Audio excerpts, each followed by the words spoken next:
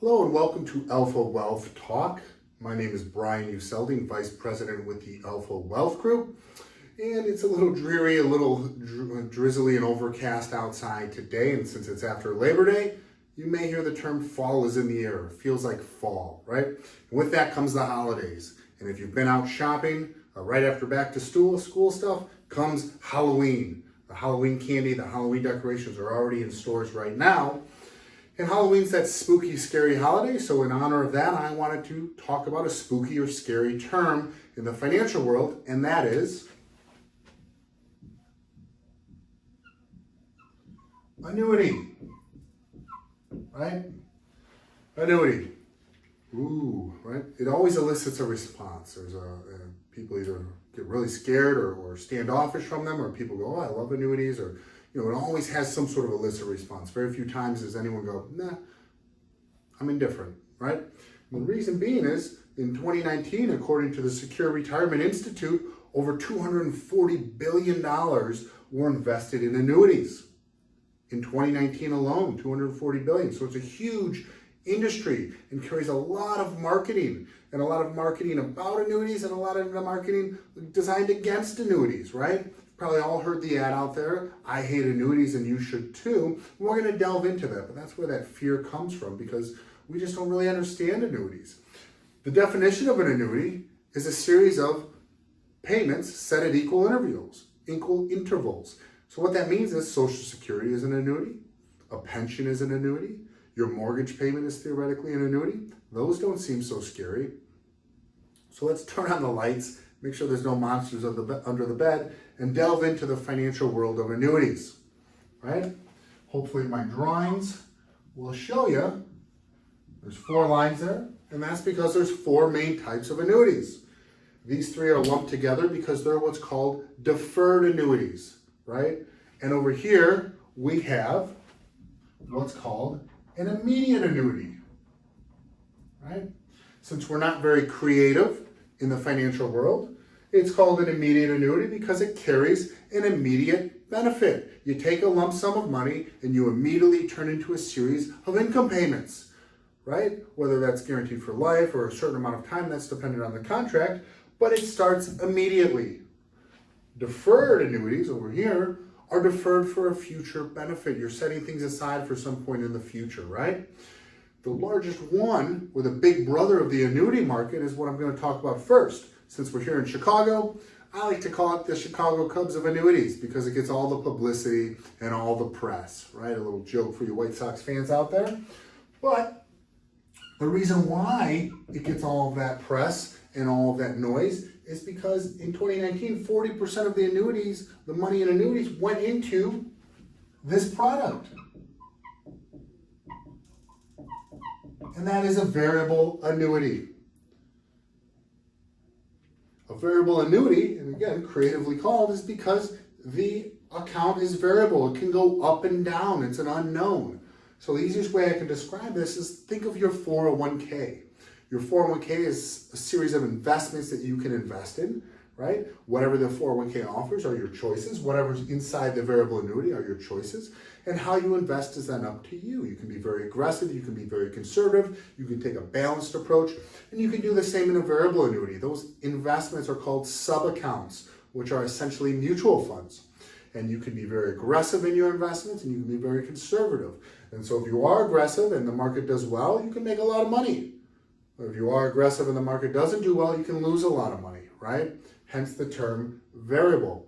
Now, I'm not a big fan of variable annuities, and there's a few reasons why. One is, it's not unheard of for variable annuities to carry 3 to 4% in fees every year, right? And that is very hard to make up for. It means you have to make 3 to 4% a year just to break even, right? And in the down years, that's only going to add on to the losses. And that becomes a big snowball that's hard to stop, right? And so again, the account's variable, there's an unknown there, there's some high costs, right? And those costs come from a litany of internal expenses of the mutual funds, to rider costs, if you throw some riders on there, to M&E expenses. There's a litany of expenses on variable annuities, which makes them not desirable in my opinion. Next, we come to fixed annuities. A fixed annuity is a set interest payment. Much like a CD at a bank, you're going to get a certain percentage, whether that's 3%, 2%, 5%, whatever that fixed payment is, that's what you're getting inside of your account. Now, in today's world, the difficulty there is we're in a very low interest rate market environment. The 10-year treasury yield is right around 0.6% as I do this video, which means the interest rate that you're able to get is very low. It's very suppressed, right? And so therefore it's hard to make, even outpace inflation in fixed products today. CDs and fixed annuities are really struggling because of where interest rates are at. Last, we get to the term indexed annuity. It's sometimes called a hybrid annuity. We're going to call it an indexed annuity for this video. And the reason why it is sometimes called a hybrid is because it takes pieces of the variable and pieces of the fixed and it blends them together, so to speak, right? So the fixed and the index aren't even deemed securities, right? A variable annuity is a security because they can go up and down based upon the stock market. Fixed and index are not securities because they both carry no market risk, meaning that your principal will not go down because of stock market performance. If you put in $100,000, you're not going to lose that $100,000 because the S&P 500 went down in value. Like a variable annuity, and unlike the fixed, the upside is undefined. The upside, and why it's called an indexed annuity, is because it's tied to a market index. There's a litany of them out there, and these annuity companies have gotten more and more creative in the indexes that they offer. For the sake of this video, we'll use the S&P 500. So the upside is tied to the S&P 500, and how you participate. There's usually caps or spreads or participation rates. We're not going to get into those. So let's just say you get upwards of 6% cap on an annual S&P indexed annuity. What that means is you get up to 6% of the gains of that index. So if the S&P did 10%, you could get 6% of that upside. If the market was down 10%, you would get zero. You'd stay flat for the year, right? And then once those gains are occurred, they get locked into your investment account. And now they become part of your principal and can't be lost. Now those lock-in features vary by annuity contracts. Could be 1 year, could be 2 year, could be 3 year. But again, something to consider. Different from the immediate, different from the fixed, different from the variable. That is why, in my opinion, it's an impossibility to make a statement like, I hate annuities.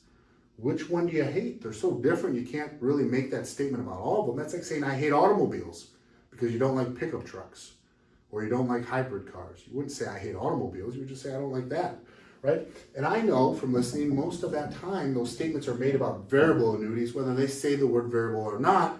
Again, because of the market share, that's where most of the publicity goes, right? So again, we just wanted to peel back the onion a little bit, turn the lights on when it comes to the term annuity, and show you that there's no monsters under the bed. If you'd like more information on annuities or retirement planning in general, feel free to give us a call at 630-519-4742. That's 630-519-4742, or go to our website, alphawealthgroup.com. And there's a whole litany of free reports that you can download, plus other videos. We do a radio show that you can podcast from there. We just want to get this information out there because we believe in making informed, empowered decisions is the key to wrapping up retirement success. So I thank you for listening, and I hope to talk to you sometime in the future.